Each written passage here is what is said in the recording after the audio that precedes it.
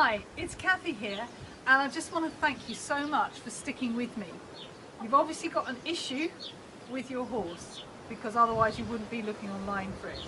And in this video you'll understand hopefully a little bit more about my story and why it is that the number one piece of advice I would really like to give you is to make natural horsemanship your first port of call rather than a last resort. So for me, I've been a traditional trainer. I'm a fully qualified British Horse Society intermediate instructor.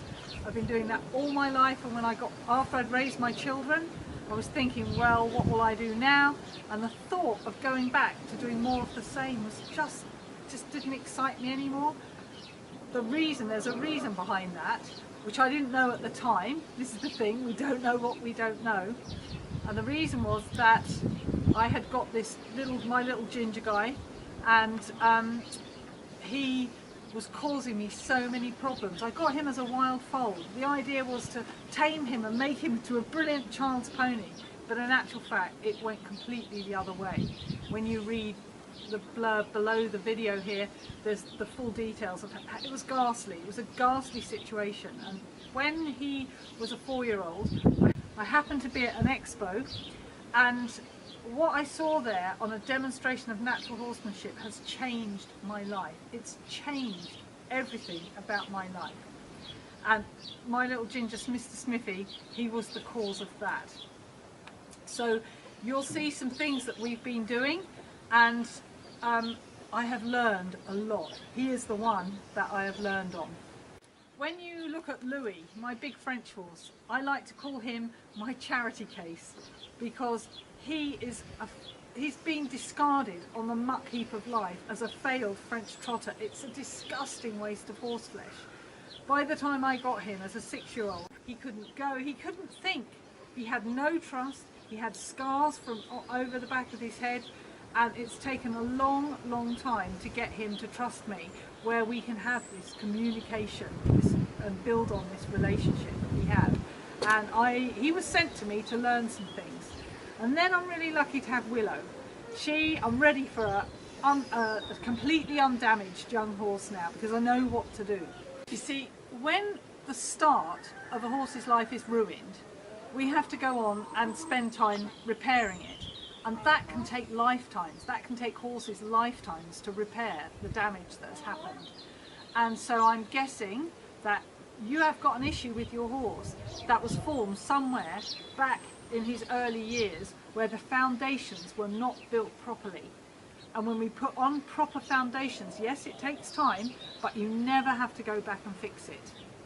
So I would like to get you to put yourself in your horse's shoes and think about your relationship with your horse from your horse's point of view. And that means us making no demands. Why should the horse do what we want? Why must he do what we want? If we're inviting him and we're talking to him and we're having a suggestion, maybe you might like to do what I would like. I would prefer my horse to do what I want, but he doesn't have to do it. And when we get, as human beings, when we get into this mindset of have to, make it, demand that the horse goes, all sorts of horrible human emotions come into the fore, and that does not make for a nice mix. So the primary ones, I'm thinking, I see a lot of clients who are really anxious around their horses. If they're not anxious, then they're really angry because their horses won't do what they want. So ask yourself what it is that you're trying to do with your horse. If it's a competition, is it fair, reasonable and possible to do? Karen Rolfe is a very well-known dressage coach, a natural dressage coach from Canada, and I learned that from her. Is it fair, reasonable and possible for our horses to do and understand what we want them to do? For me now, I'm able to understand why you react the way that you do when your horse does a particular thing. So I'm able to understand and read the behaviour of the horse, and then I'm able to understand and help you take account of your own emotions and become responsible for your own emotions and your own behaviours, and marry the two together so that you can create a partnership with your horse, a bond that you both understand. You develop a language, and I'm so excited to be able to help new clients. When you look on my testimonial page, it warms the cockles of my heart, I have to say that. I know how horrible it is when things aren't going right. You avoid coming and playing with your horse, avoid working with your horse, because it's not a nice thing to do. And now every day when I go out to see my horses and play with my horses, I am emotionally responsible for me. They just want to be out in the field, hanging out, grazing, playing, trashing the ground, and it's for me to present my requests to my horses in a way that they are motivated to comply.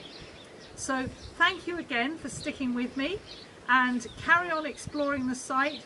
My phone number is on the contact page along with my email, and I will answer all of your inquiries personally, so please do get in touch, because honestly I know how it feels when stuff is not going right with our horses. It's miserable. I mean, if I can implore to you, I understand how you feel, I really do. So give me a call, and I hope to connect with you. Thanks for staying with me this far.